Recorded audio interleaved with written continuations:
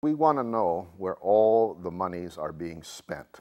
If you thought your monetary donations to Kamalen Karidat were going towards helping the poor and homeless, the Concerned Catholics of Guam wants you to think twice. For a span of a decade, CCOG President Dave Sablan says the nonprofit failed to file their annual reports with the Department of Revenue and Taxation. They haven't even been following the requirements of the law, and they haven't been reporting their financial situation in a newspaper of general circulation as required by the law as well. So they have completely been operating separate from, the laws of Guam, even though they're incorporated under the laws of Guam.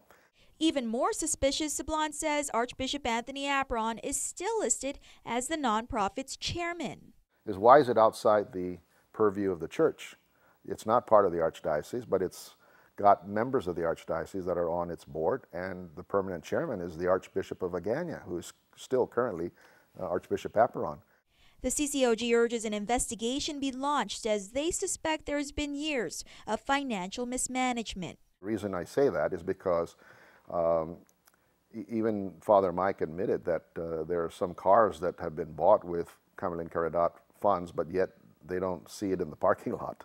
Rather than try to clean house, the CCOG recently recommended Coadjutor Archbishop Michael Burns close its doors and create a new organization that will effectively carry out the missions of the church.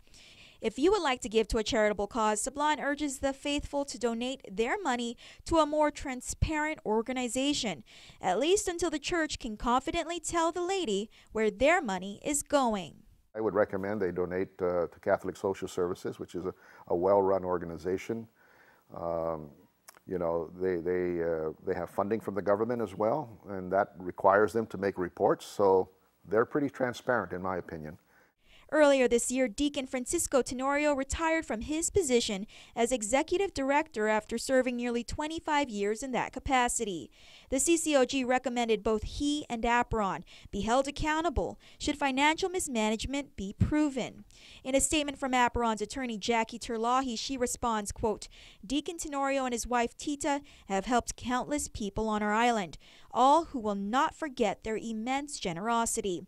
Their names are synonymous with Kamalen Karidat. I am ashamed by such shameless attacks on Mr. and Mrs. Tenorio, who have contributed tremendously to the Catholic Church and our island," end quote. The Archdiocese, meanwhile, issued the following, quote, "Kamalen Karidat has long been an important ministry of our Catholic Church on Guam.